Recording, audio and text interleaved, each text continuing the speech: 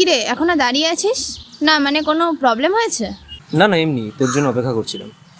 ও আচ্ছা, কিন্তু আমায় এখন না একটু বেরোতে হবে। আসলে শুভ্র আমার জন্য অপেক্ষা করছে।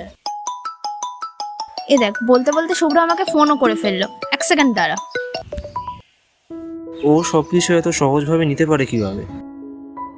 তুই যদি একবার আমার দিকে তাকাতিস। সৃজা, তুই কাল আসবি তো? দেখি যদি টাইম পাই।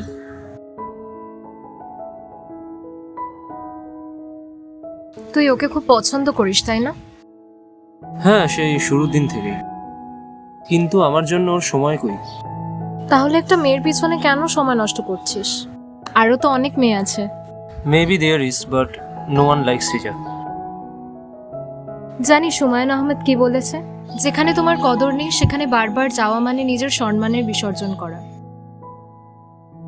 যে তোমাকে বোঝে না তাকে বোঝানো সময়ের অপচয়। এতই যদি ভালোবাসিস বলে ফেল ওকে। না থাক, ওর ইচ্ছে হলেও বুঝবে। যে তোকে ভালোবাসে তাকে গুরুত্ব দিস না, আর যে ভালোবাসে না তাকে। চল, আজকে বেরোতে হবে। কাল আসবে? দেখি যদি সৃজা আসে তাহলে। বাড়ি অবধি ছেড়ে আসার কথাও বললো না। একা একটা মেয়ে তাকে এভাবে ফেলে চলে গেল।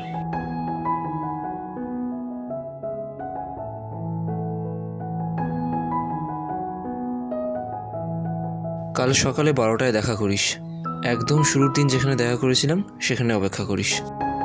এই লেখাটাকে আমার জন্য? কিন্তু এইভাবে বললো কেন?